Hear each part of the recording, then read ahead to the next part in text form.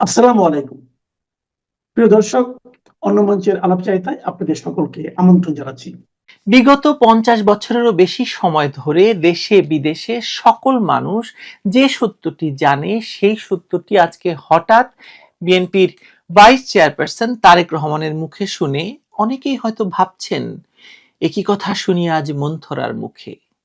জামায়াত যে যুদ্ধাপরাধী, ৭১ সালে জামায়াত যদি পাকিস্তানি বাহিনীকে সর্বাত্মক সহযোগিতা না করত, তাহলে পাকিস্তানি বাহিনীর হাত থেকে স্বাধীন বাংলাদেশকে ছিনিয়ে আনতে মুক্তিযোদ্ধাদের মাত্র ৩ মাসের বেশি সময় লাগতো না। এমনটা বললেও খুব বেশি বাড়িয়ে বলা হবে না। এই জামায়াতের গাড়িতেই বিএনপি জাতীয় পতাকা তুলে দিয়ে যুদ্ধাপরাধীদের মন্ত্রী বানিয়েছিল। তারেক রহমান নিজেই জামায়াতকে বলেছিলেন বিএনপি জামায়াত নাকি এক মায়ের পেটের দুই ভাই। কি কারণে আজ হঠাৎ জামায়াত ইসলামী বিএনপির চোখে যুদ্ধাপরাধী হয়ে গেল বলুন তো?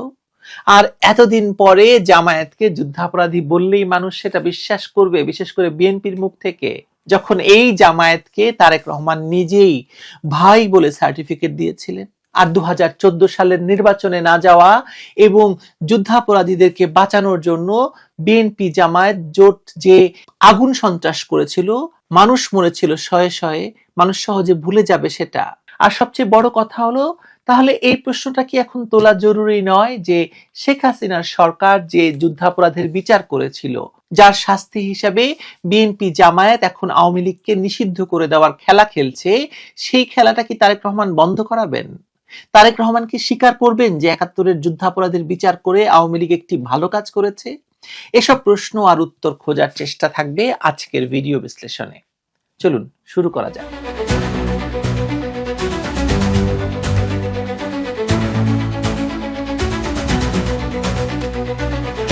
ঠিক এখানে এসে বাংলাদেশের রাজনীতি সবচেয়ে নগ্ন হয়ে ধরা দেয়। এক মায়ের পেটের দুই ভাই আজ যখন একে অপরের রক্ত পান করতে চাইছে, তখন এটা আর আদর্শের লড়াই থাকছে না, এটা খাঁটি ক্ষমতার যুদ্ধ হয়ে যাচ্ছে। তারেক রহমান যখন হঠাৎ করে প্রকাশ্যে ১৯৭১-এর যুদ্ধাপরাধ, গণহত্যা আর ধর্ষণের কথা টেনে আনছেন, তখন প্রশ্ন একটাই, এই সত্যটা কি নতুন? না ভাই, এই সত্যটা তো পুরনো। এটা বাংলাদেশ জানে ৫০ বছর ধরে। এটা বাংলাদেশের ইতিহাস নিয়ে যেসব বিদেশি গবেষকরা কাজ করছে তারা জানে ৫০ বছর ধরে। কিন্তু এতকাল এই সত্যটাই ছিল বিএনপি জামায়াত সম্পর্কের সবচেয়ে সুবিধাজনকভাবে চেপে রাখা অধ্যায়। এখন ক্ষমতার ভাগ নয়, পুরো ক্ষমতার প্রশ্ন এসে দাঁড়িয়েছে বলেই এই ইতিহাস আবার রাজনৈতিক অস্ত্র হয়ে উঠছে বিএনপির কাছে। এখানে আসল বিষয়টা কিন্তু খুব সোজা।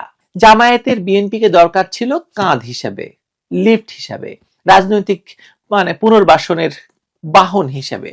যুদ্ধাপরাধের বিচার, নিষেধাজ্ঞা, আন্তর্জাতিক চাপ, সামাজিক ঘৃণার দেয়াল ডিঙিয়ে রাজনীতির মূল স্রোতে ফিরতে জামায়াতের একা কোনো রাস্তা ছিল না।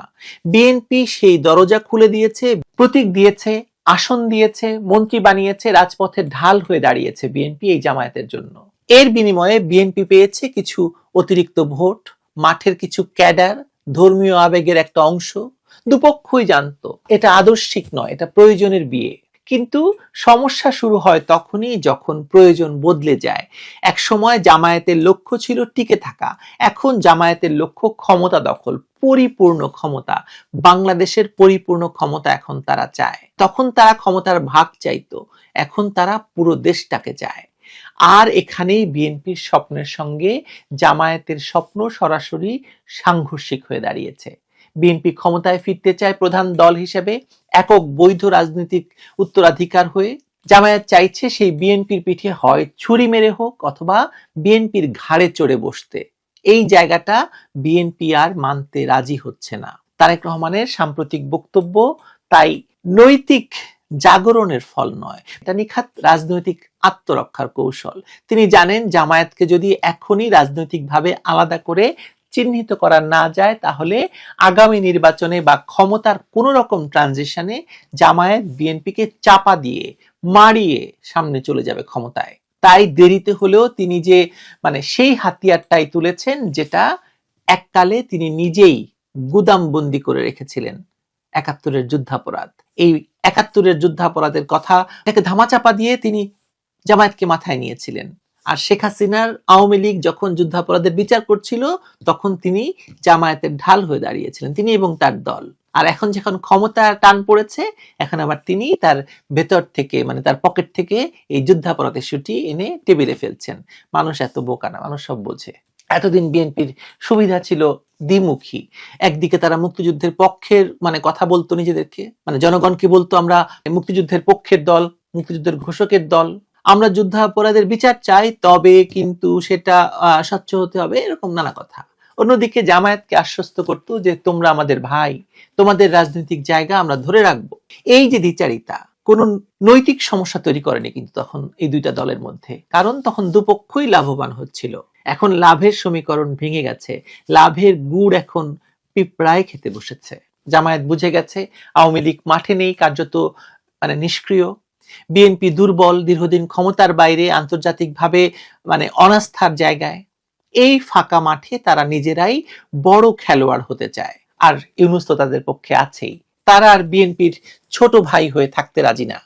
ধর্মভিত্তিক রাজনীতির পুনরুত্থান, সামাজিক সংগঠন, মসজিদ কেন্দ্রিক নেটওয়ার্ক, ছাত্র রাজনীতি আর বিপুল পরিমাণে অর্থ, পাকিস্তানের সঙ্গে জড়াজড়ি, তুরস্কের সহযোগিতা, সব মিলিয়ে তারা নতুন করে এত আত্মবিশ্বাসী হয়ে উঠেছে যে তারা বিএনপির সঙ্গে পুরনো চুক্তিতে আর ফিরতেই চাইছে না।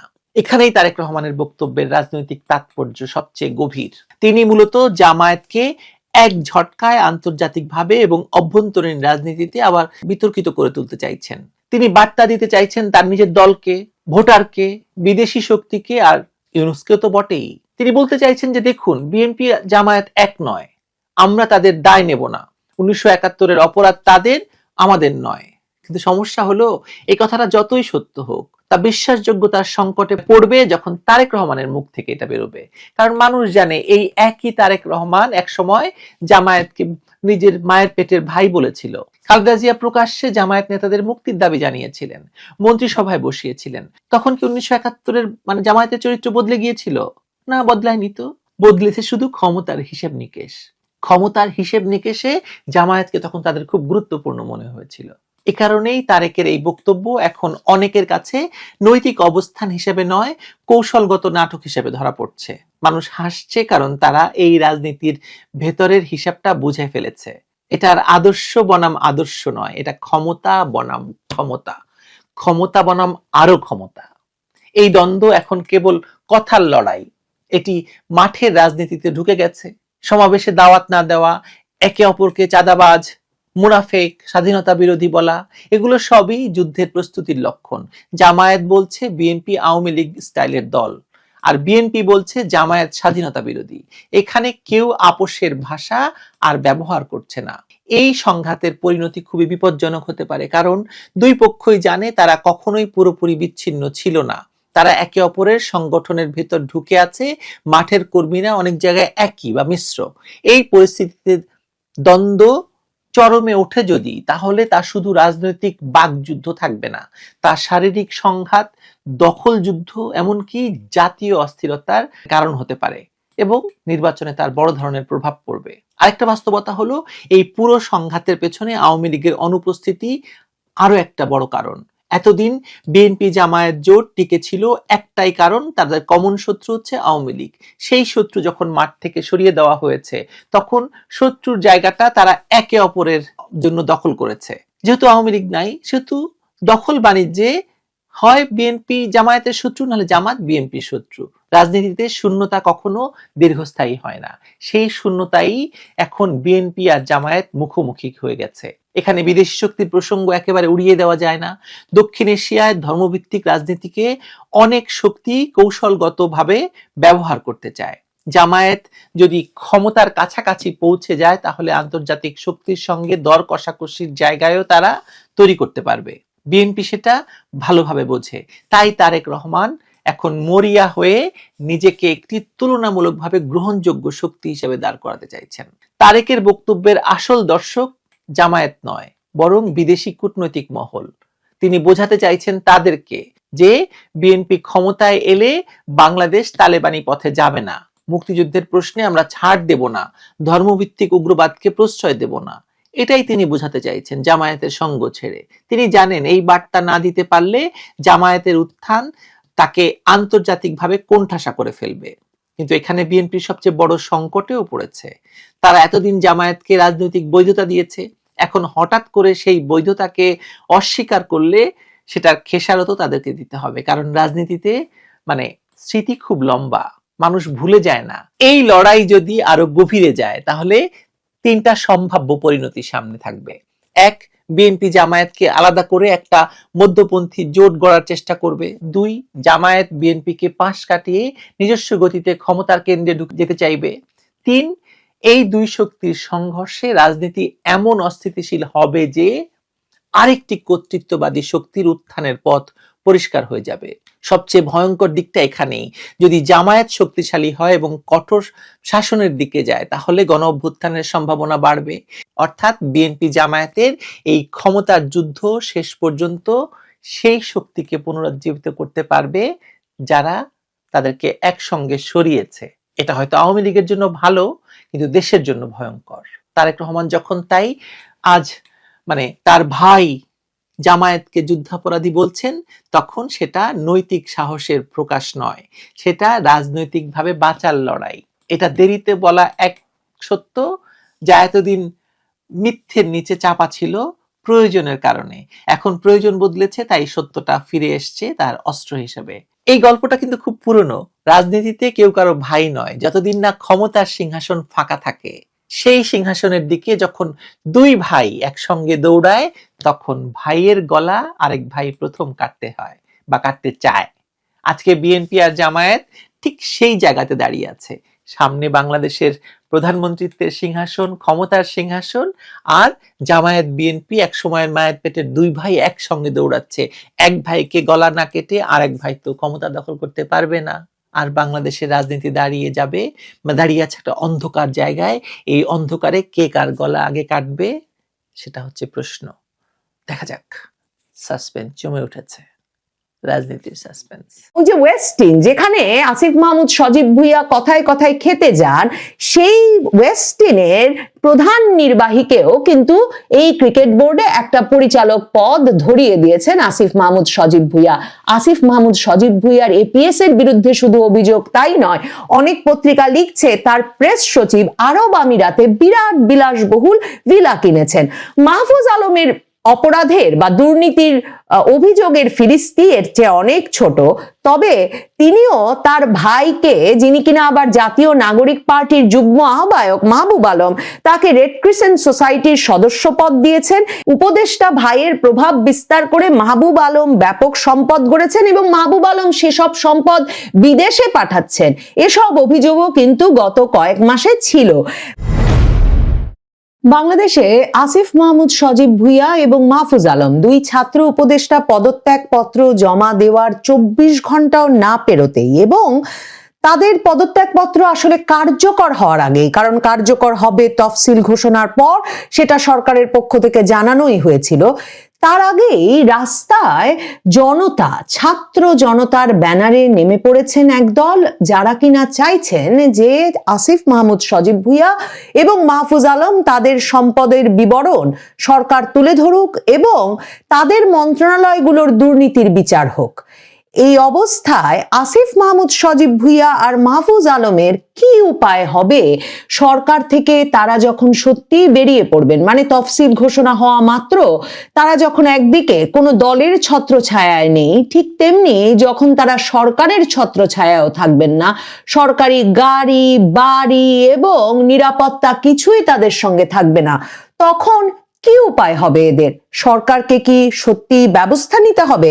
সরকার ব্যবস্থা নেবেন এই প্রস্তুতি কি সরকারের এরই মধ্যে আছে? এটা কি একটা নাটকের অংশ? সত্যিকার অর্থেই কি আসিফ মাহমুদ সজীব ভুইয়া আর মাহফুজ আলম 2024-এর ছাত্র আন্দোলনের এই দুই ছাত্র নেতা প্রথম বলি হতে যাচ্ছেন ইউনূস সরকারের হাতে এবং তাদের সহকর্মীদের হাতেই? কারণ বৈষম্য বিরোধী ছাত্র আন্দোলনের সাবেক সমন্বয়কেরাই আজ দুর্নীতি দমন কমিশনের সামনে নেমে এসেছিলেন এবং দুর্নীতি দমন কমিশনের সামনে তারা জড়ো হয়ে আসিফ মাহমুদ সজীব ভুইয়ার দুর্নীতির তদন্ত চেয়েছেন। দুদকের সামনে এই বৈষম্য বিরোধী ছাত্র আন্দোলনের সাবেক সমন্বয় পরিচয় দেওয়া ব্যক্তিরা বলছেন দুদকের সামনে, দুর্নীতি দমন কমিশনের সামনে দাঁড়িয়ে যে আসিফ মাহমুদ এবং মাহফুজ আলমের 17 মাসের সম্পদ হিসাব প্রকাশের দাবিতে তাদের এই প্রতিবাদ সমাবেশ এবং তাদের হাতে ছাত্র জনতার প্রতিবাদ সমাবেশ এমন ব্যানার ছিল। অন্যদিকে পল্টনে এক সংবাদ সম্মেলন করেছে আসিফ মাহমুদ সজীব ভুইয়া ও মাহফুজ আলমের বিরুদ্ধে দুর্নীতির অভিযোগের তদন্তের দাবি জানিয়ে যুব অধিকার পরিষদ নামের এক সংগঠন। সেখানে সংবাদ সম্মেলনে যুব অধিকার পরিষদের সভাপতি মঞ্জুর মোর্শেদ মামুন বলেছেন, দুর্নীতির অভিযোগ আমলে না নিয়ে এদের দুজনকে নির্বাচনে অংশগ্রহণ করতে দিলে দুর্নীতি দমন কমিশন ঘেরাও হবে। খুব স্বাভাবিক যে দুই ছাত্র নেতার ওপরে সারা বাংলাদেশের সংবাদ মাধ্যমের মনোযোগ 17 মাস ধরে এবং এত অভিযোগ, তারা এখন কোন দলে জায়গা পাবেন, মানে ঠিক কোন দল দুর্নীতির এত অভিযোগ নিয়ে তাদেরকে জায়গা দেবেন আর তারা নির্বাচনে অংশ নিতে পারবেন। দেখেন কি নাটকীয় সব ঘটনা, মানে যেদিন পদত্যাগপত্র জমা দিল 24 ঘন্টা না পার হতেই ছাত্র জনতার ব্যানারে যেমন একদল দাঁড়িয়ে গেল, যুব অধিকার পরিষদের ব্যানারে একদল দাঁড়িয়ে গেল। শুধু তাই নয়, মিরপুরে বিসিবি কার্যালয়ের সামনেও আজকে আসিফ মাহমুদ সজীব ভুইয়ার বিরুদ্ধে স্লোগান দিয়েছে একদল এবং তারা আসিফের দালালেরা হুঁশিয়ার, সাবধান, দালালি আর করিস না, পিঠের চামড়া থাকবে না, সিন্ডিকেটের কালো হাত ভেঙে দাও, গুড়িয়ে দাও, এ ধরনের স্লোগান দিতে থাকেন। বিসিবি কার্যালয়ের সামনেও রাস্তায় যান চলাচল কিছুক্ষণের জন্য বন্ধ হয়ে যায়। দেখেন আসিফ মাহমুদ সজীব ভুইয়া তো ওস্তাদ লোক। সরকারের তরফে সেপ্টেম্বর মাস থেকে যে একেবারে ডক্টর মোহাম্মদ ইউনূস প্রধান উপদেষ্টার দিক থেকেও এই দুই ছাত্র উপদেষ্টার প্রতি নির্দেশনা ছিল যে তারা যাতে সরকার থেকে সরে যান, সেটা কিন্তু শীর্ষস্থানীয় সংবাদ মাধ্যমগুলোতেও প্রকাশিত হয়েছে। সরকারও এই দুই ছাত্র নেতার দায় আর নিতে চাইছিলেন না। মাহফুজ আলম তো প্রকাশ্যে অনুষ্ঠানে বসেই বলেছেন যে কালকেও আমার চাকরি চলে যেতে পারে, প্রতিদিনই শুনি যে আমাদেরকে আর রাখা হবে না। আসিফ মাহমুদ সজীব ভুইয়া এবং মাহফুজ আলম কি করেছেন গত 15 মাসে, সেটার খতিয়ান শীর্ষস্থানীয় সংবাদ মাধ্যমগুলো তুলে ধরতে শুরু করেছে। যেমন ধরেন প্রথম আলো, যে প্রথম আলো কিনা এই আসিফ মাহমুদ সজীব ভুইয়ার জীবনী প্রকাশ করেছে, কি জন্মভূমি না মৃত্যু নামে তার আত্মজীবনী প্রকাশ করলো 2024-এর জুলাই আগস্ট আন্দোলনের নেতা হিসেবে এবং সেখানে তার ভূমিকা নিয়ে। সেই প্রথম আলো এখন বলছে যে এই যে আসিফ মাহমুদ সজীব ভুইয়াকে স্থানীয় সরকার মন্ত্রণালয়ের দায়িত্ব দেওয়া হয়েছিল গত বছর নভেম্বরে, সেটাই একটা ভুল সিদ্ধান্ত ছিল এবং তাকে দেওয়া হয়েছিল সাবেক অ্যাটর্নি জেনারেল একজন বর্ষিয়ান ব্যক্তি এএফ হাসান আরিফকে সরিয়ে। প্রথম আলো কিন্তু এ বিষয়ে এই আসিফ মাহমুদ সজীব ভুইয়া পদত্যাগের আগে কিংবা তারা যখন তার জীবনী প্রকাশ করছিল তখন এ বিষয়ে কোনো মন্তব্য করে নাই। দেখেন প্রত্যেকটা ঘটনা একটার সঙ্গে আরেকটা কি ধরনের, মানে একেবারে সুতায় গাথা বলে মনে হচ্ছে। মানে এরা পদত্যাগ করলেন এবং সকল রকম অভিভাবক এবং সমর্থক শূন্য হয়ে পড়লেন। যে আশঙ্কা, যে ধারণা আমরা আগেই করেছিলাম।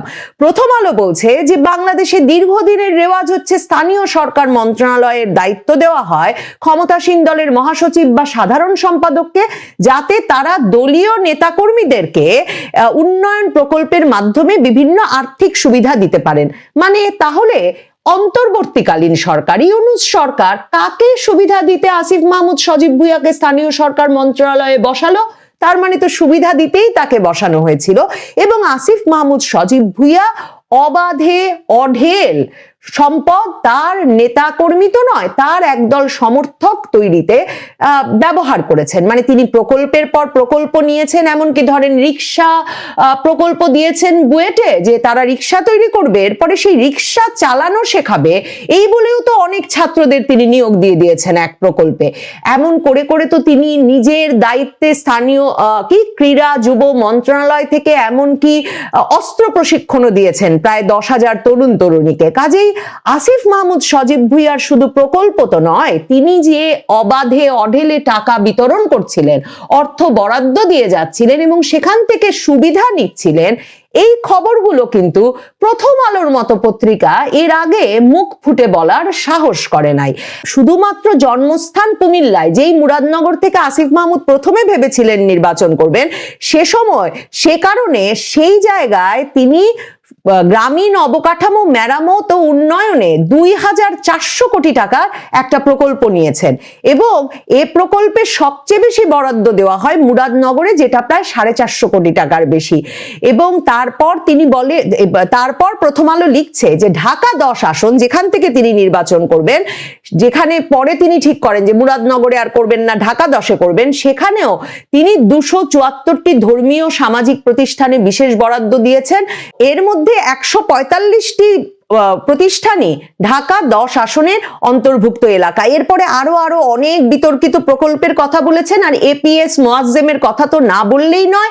এপিএস মোয়াজ্জেম কয়েকশো কোটি টাকা তার হাতিয়ে নেওয়ার ফলে মে মাসে আসিফ মাহমুদ সজীব ভুইয়া তাকে কাজ থেকে সরিয়ে দেন। এখন যে ছাত্র জনতা নেমে এসেছে তারা প্রশ্ন করছে দুদক কেন এপিএস মোয়াজ্জেমের বিষয়টি তদন্ত করছে না। দেখেন, সেপ্টেম্বরে যখন ইউনুস সাহেব পর্যন্ত আসিফ মাহমুদদেরকে সরে যেতে বলেছেন, তারপরেই কিন্তু অক্টোবরে দেখবেন যে দুদকের পক্ষ থেকে কেন এই তদন্ত এগোনো হচ্ছে না এই নিয়ে যুগান্তর সহ বেশ কিছু শীর্ষস্থানীয় সংবাদ মাধ্যম খবর করে।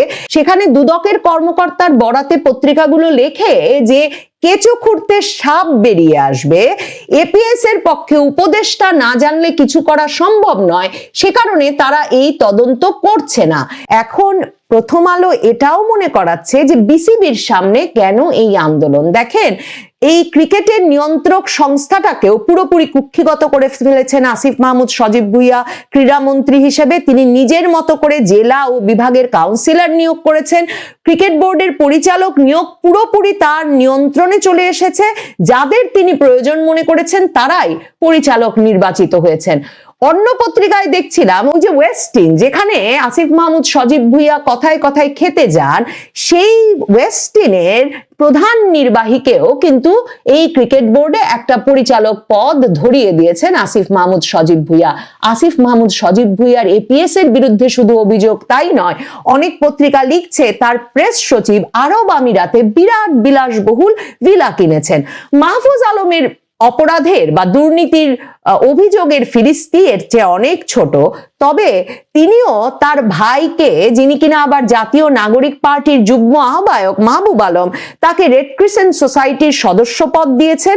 উপদেষ্টা ভাইয়ের প্রভাব বিস্তার করে মাহবুব আলম ব্যাপক সম্পদ গড়েছেন এবং মাহবুব আলম সেসব সম্পদ বিদেশে পাঠাচ্ছেন। এসব অভিযোগও কিন্তু গত কয়েক মাসে ছিল।